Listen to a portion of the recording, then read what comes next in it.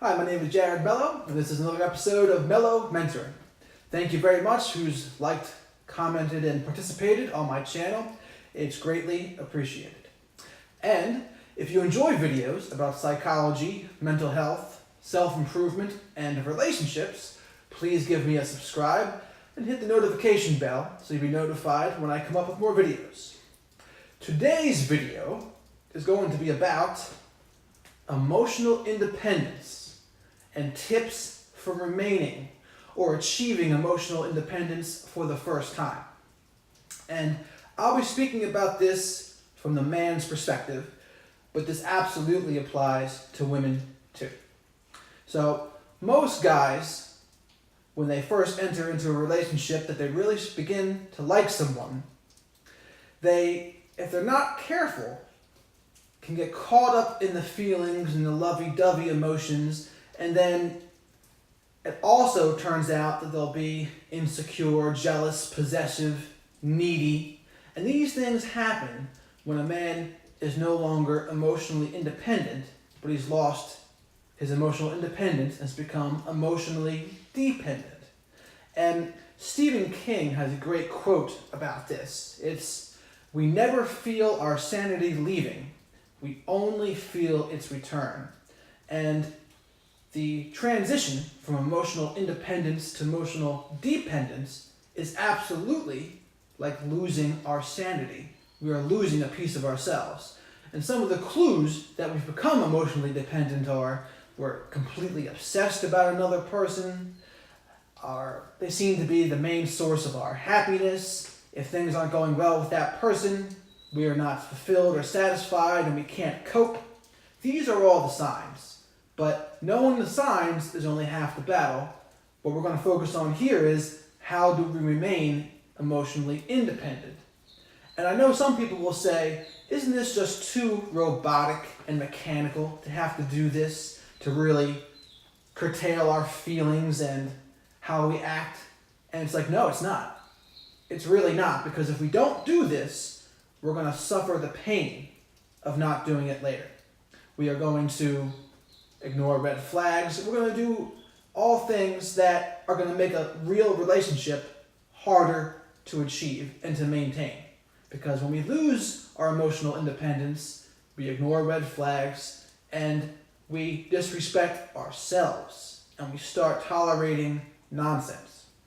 So my first recommendation would be, and this is something I have started doing every morning, I write down 15 times a day in the morning, I love and accept myself. And it sounds kooky and crazy, but I had listened to Scott Adams on the Tim Ferriss podcast, and he mentioned several examples of how he had done this, and the corresponding result happened to be exactly what he was writing down. Now, he didn't claim it was because he wrote it down, but you also can't argue with the results. And so there's something about reading something, writing something, and just seeing it, that all of a sudden we start doing that, and we start doing the actions to correspond with it. So I'm writing, I love and accept myself, and lo and behold, I've begun to do more things that prove I love and accept myself. And let's just go on the premise here that it works, because there's no use in fighting it. It's like, do we want to find something that works or do we not? Do we want to actually get better, or are we addicted to our struggle? It's like, if we want to do something about it, maybe we'll take some suggestions about what has worked for other people. So yeah, I write down, I love and accept myself. Very similar to this, meditation, right? Because when we're grounded in the present moment and we're meditating, we come back. We lose the fantasy and we begin to see things for what they really are, in reality. And one of the symptoms of losing our sanity and becoming emotionally dependent is we don't know what the truth is anymore. We see things through rose-colored glasses. And this is also not good. But we also need, besides the affirmations and meditation, we gotta have hobbies and friends and a life we actually really love and enjoy. If we don't have this, we are going to be much more likely to seek out attachments unhealthily to people, places, and things, right? So we have our own life, and we have friends we talk to that we can be honest with about what's really going on with us. And I've said it before, Nipsey Hussle, the late now Nipsey, said that if we look at our circles and we're not inspired by the people we see, we don't have a circle, we have a cage. And I think he's absolutely correct. So a lot of this emotional independence stuff is us working on our own lives and being good with ourselves, not needing the validation and approval of others. Because what is needing the validation and approval of others? It's insecurity, it's neediness, it's not being completed on our own, it's codependent. And we're going to attract like-minded people when we are in that state. Like-minded people often attract people who are like themselves. So we need to be really working on ourselves to become autonomous, which means to be fulfilled from within.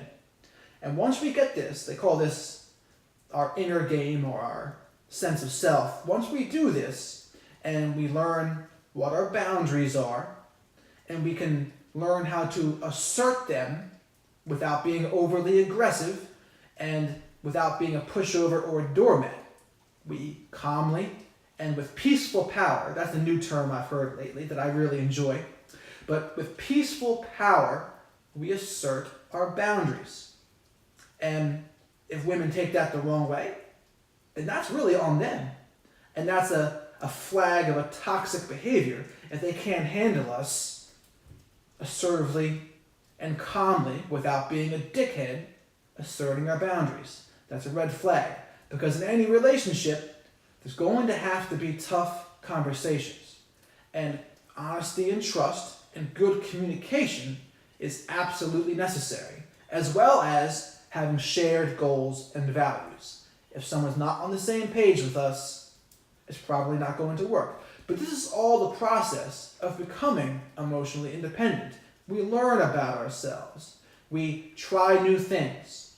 We think of things that we are not doing out of fear. And we walk through the fear in the present to become better people. Right? And we keep on doing this in all areas of our lives. And I say there's 10 areas, really. We have our mind, body, spirit.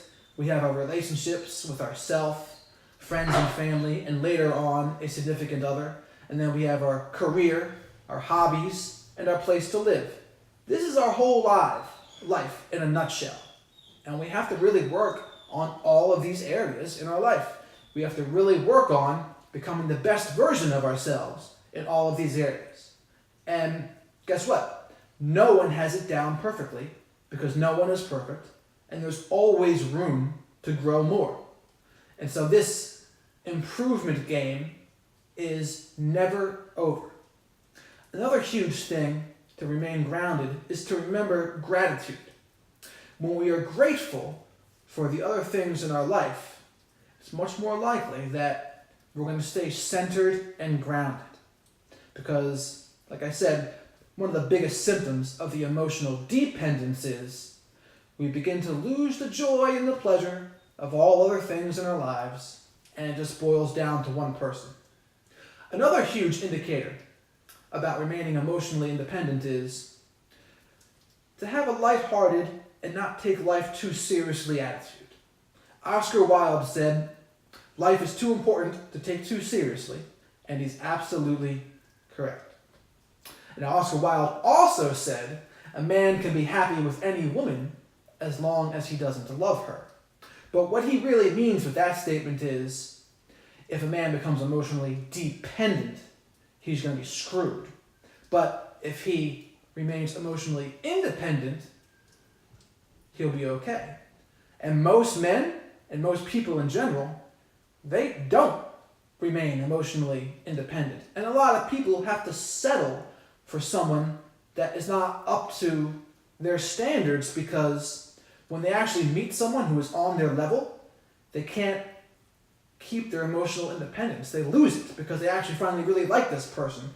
And this is why a lot of people seem to settle for a person that, it's okay, but doesn't really get them going, doesn't really inspire them because they're afraid. They're afraid when they really like someone, they're going to lose their emotional independence again.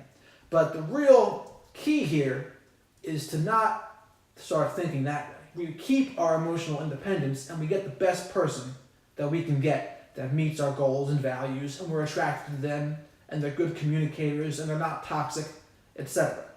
So we know life is too important to take too seriously, and when we start taking things too seriously, things become not fun. They become a chore. They become tedious. And guess what? Nobody wants to deal with that. I know I wouldn't, but when I'm struggling, I am almost always taking things too seriously. And this is why a sense of humor, comedy, and things of that nature, they're so important. Because laughter and music, some of the best medicines there are. And so, to repeat here what we've gone over so far, affirmations, meditation, working on the 10 areas of our life and improving in all of them, mind, body, spirit, relationships with friends, yourself, significant other, friends, family, and then place to live, hobbies, and career. And so we can work on exercising, we can work on our diet, we can work on a spirituality. I don't really care what spirituality people use, as long as it's something that works for them. And they can work on learning new things, trying new things, and remembering when trying new things that the fear of trying new things is really the fear of making mistakes in front of others. That's really what it is. We don't want to make mistakes. We don't want to look dumb or stupid. But guess what? The people who are the most okay being beginners and making mistakes in front of others, they are the types of people that really grow and push through faster. The people who are afraid to try new things and to make mistakes, they're still. They stay stuck. So we got to watch out when we look at our people in our circle. What kind of people are they? Are they the kind of people that are stuck, or they're negative and they're trying to pull you down if you start to have ambitious ideas? Because if that's the case, for your own sense of self-respect, you got to let them go. They're no longer helping you. And sometimes they don't even realize this. They think that they're doing you a favor. They think that you're helping you. But no, we are the only people who know what's best for us. And so we got to always keep that in mind. And so those are the few steps there that really help us remain emotionally independent. And we may even have to put a timetable on how often we can talk to people in the beginning. Like, we can't just carelessly text all day, every day for weeks on end, even though it feels good to do so, and it might feel too measured or controlled, to put a time frame on it and to have some time boundaries. But we're doing this out of love for ourselves. We're not doing this because we care about what other people think of it or whatever. We're doing this because it's the best thing for us. We protect our energy. We protect ourselves. We assert our boundaries. And that's how we remain in the best place possible. And I'll say, like, when someone's really making you feel amazing and you weren't feeling okay before when you were single, that's a huge red flag, because however happy they are making you, they can make you the same amount of miserable on the other side. Anything or anyone we give that much power over us, it's a very dangerous thing. So remain calm and cool. So a lot of people just tend to use people as drugs, just like they use drugs or other things to make them feel something. But we can't do that. We got to be present, feel our feelings, and not be looking for those jolts and those huge spikes of ups and downs. Remain calm, smooth, centered, even keel. That's the best way to be. And it's not to say that we can't ever feel good. No, but we got to really make sure it's within ourselves, not in some fantasy land and feeling all loopy and ridiculous where we stop thinking about our friends, or we neglect our friends, we neglect our purpose. Nah, we have to stay centered. And the people that are best for us will help us in all those areas, and they'll have our similar goals and values, and we're going to help do the same for them. So I remember a definition of a soulmate is the person that makes us the most us we can be and forces us to grow the most as a person, keeping in mind not all growth is comfortable. I stole that from an episode of 6 Feet Under, one of my favorite shows of all time. It was on HBO about a family in a funeral home, and such a real show. And they go through so much stuff in life in the 5 seasons they have. It's an incredible show. I recommend it to anyone out there that just wants to see some good TV. But anyway, I got that definition from there. And there's a lot of other life stuff they deal with in the show that is just very authentic and genuine and real. So that's my video today about tips to remain emotionally independent.